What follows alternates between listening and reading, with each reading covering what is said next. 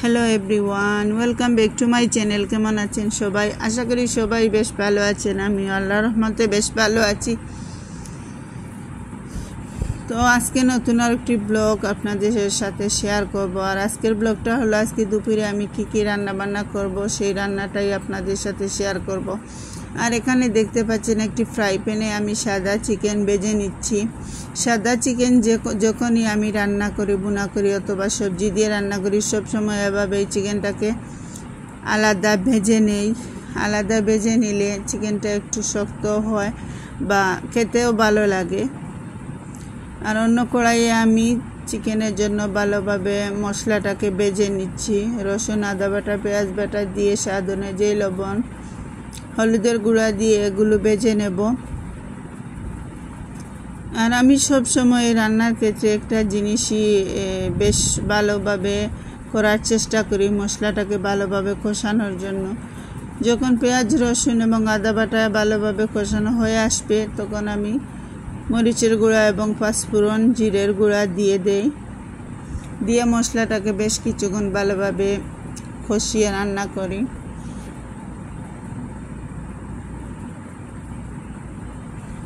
যে কোনো ধরনের মাংস ভালোভাবে কষিয়ে রান্না করলে রান্নার স্বাদটা কিন্তু বেড়ে যায়, খেতেও খুবই ভালো লাগে।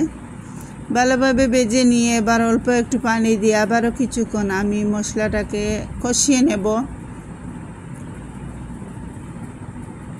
আর যেহেতু আমি আগে থেকে চিকেনগুলা ভেজে নিয়েছি, তাই মশলাটাকে বেশ ভালোভাবে কষিয়ে চিকেনটা এর মধ্যে দিয়ে দেব। এবার একটু দারচিনি এবং এলাচ দিয়ে দিলাম। দিয়ে মশলাটাকে বেশ কিছুক্ষণ আমি কষিয়ে ভেজে নেব। আর অন্যদিকে দেখতে পাচ্ছেন এখানে শক্ত চিকেনের চামড়া, ডাকনা এবং পাও, এগুলো আমি ভালোভাবে পরিষ্কার করে নিচ্ছি। এগুলো দিয়ে আমি ঝিঙ্গে রান্না করব। আর এই যে শক্ত চিকেনের এই মাংসগুলো দিয়ে যদি ঝিঙ্গা বুনা করে খাওয়া হয়, তাহলে সেটার স্বাদটা ঠিক অন্যরকম। বেশ কিছুদিন আগে আমি অন্য একটি জায়গায় এভাবে খেয়েছিলাম, খেয়ে তো ভালো লেগেছিল। তারপর থেকে আমি মাঝে মধ্যে এইভাবেই শক্ত চিকেনের এই চামড়া এবং পাও, ডাকনাগুলা দিয়ে এভাবে রান্নার চেষ্টা করি। তাই এবার চুলায় একটি আমি ফ্রাই প্যান বসিয়ে নিয়েছি। বসিয়ে নিয়ে আমি পরিমাণ মতো তেল এবং রসুন দিয়ে এগুলো ভেজে নিচ্ছি। আর অন্য চুলায় আমার চিকেনের মশলাগুলো ভালোভাবে ভাজা হয়ে আসছে, তাই ভেজে রাখা চিকেনগুলো আমি এর মধ্যে দিয়ে দিলাম। দিয়ে বেশ কিছুক্ষণ ভালোভাবে নেড়েছে ঢাকনা দিয়ে কষিয়ে নেব। আর বেশ কিছুক্ষণ এভাবে কষিয়ে নিলে আজকে আমার চিকেন বোনাটা রান্না কমপ্লিট হয়ে আসবে। তাই নেড়েছে আমি কিছু সময়ের জন্য ঢাকনা দিয়ে ঢেকে রাখবো। আর এদিকে আমার আদা এবং রসুনগুলো ভালোভাবে ভাজা হয়ে আসছে, তাই আমি পেঁয়াজ বাটা এর মধ্যে দিয়ে দিলাম। দিয়ে স্বাদ অনুযায়ী লবণটা দিয়ে দেব। দিয়ে ভালোভাবে আরও কিছুক্ষণ কষাবো।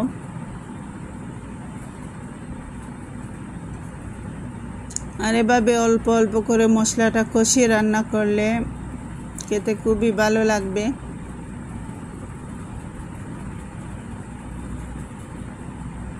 এবার আমি হলুদের গুঁড়া দিয়ে দিলাম।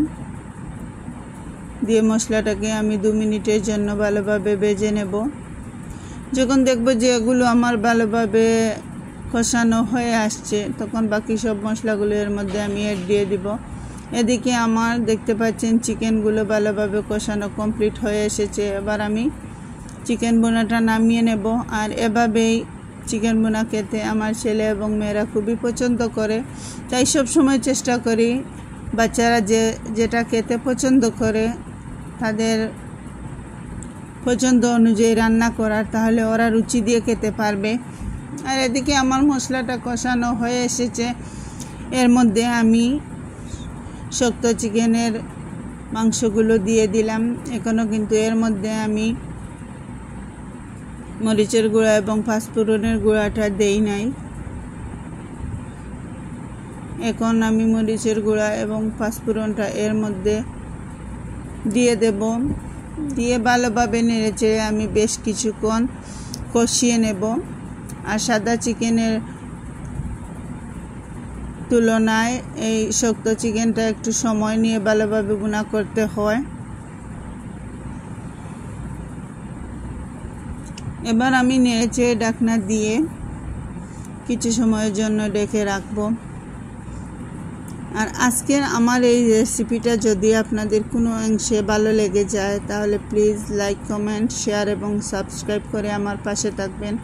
এই তো কিছুক্ষণ পর ফিরে এলাম, দেখতে পাচ্ছেন আমি এগুলো বেশ ভালোভাবে নেড়েচেড়ে দিচ্ছি।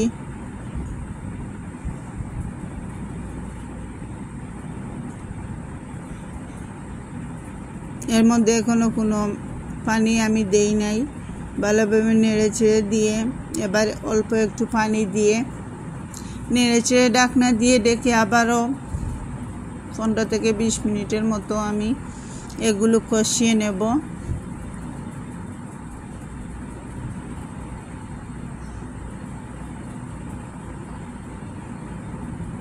প্রায় 15 থেকে 20 মিনিট পর আমি ফিরে এলাম। দেখতে পাচ্ছেন যে আমার পানিগুলো শুকিয়ে যাচ্ছে এবং চিকেনগুলো ভালোভাবে কষানো হয়ে আসছে। এবার এর মধ্যে আমি ঝিঙ্গেটা দিয়ে নেড়েচেড়ে ঢাকনা দিয়ে ডেকে রাখবো। আর এই শক্ত চিকেনের এই মাংসগুলা দিয়ে ঝিঙ্গে রান্নাটা খেতে অসাধারণ লেগেছিল, তাই আমি মাঝে মধ্যে এভাবে রান্না করে খেতে পছন্দ করি। এই তো দেখতে পাচ্ছেন আরও প্রায় 15 থেকে 20 মিনিট পর আমি ফিরে এলাম। ঝিঙ্গাগুলো একদম সিদ্ধ হয়ে আসছে।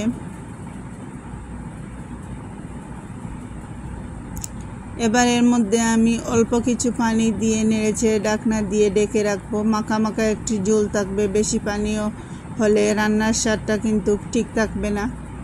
নেড়েচেড়ে এবার আমি ঢাকনা দিয়ে ডেকে রাখবো। আর আমার ভিউয়ার্স যারা আছেন আপনাদেরকে একটি কথাই বলবো, আপনারা সম্ভব হলে এইভাবে একবার ঝিঙ্গে দিয়ে শক্ত চিকেনের মাংস দিয়ে এবং চামড়া দিয়ে রান্না করে খেয়ে দেখবেন। আপনারা কেই কমেন্ট করে জানাবেন যে এই রান্নাটা কেমন লাগলো খেতে। আসলে আমার কাছে এত ভালো লেগেছিল কি বলবো। আপনারাও একবার ট্রাই করে দেখবেন, আশা করি আপনাদের সকলের ভালো লাগবে। আর দেখতে পাচ্ছেন মাশাআল্লাহ কি সুন্দর জুস একটা কালারও চলে আসছে। মনে হচ্ছিল যে এখনই খেতে বসে যাই, কিন্তু এখন তো আর খেতে পারবো না, এখনও গোসল করব, নামাজ পড়ব, তারপর খেতে বসবো।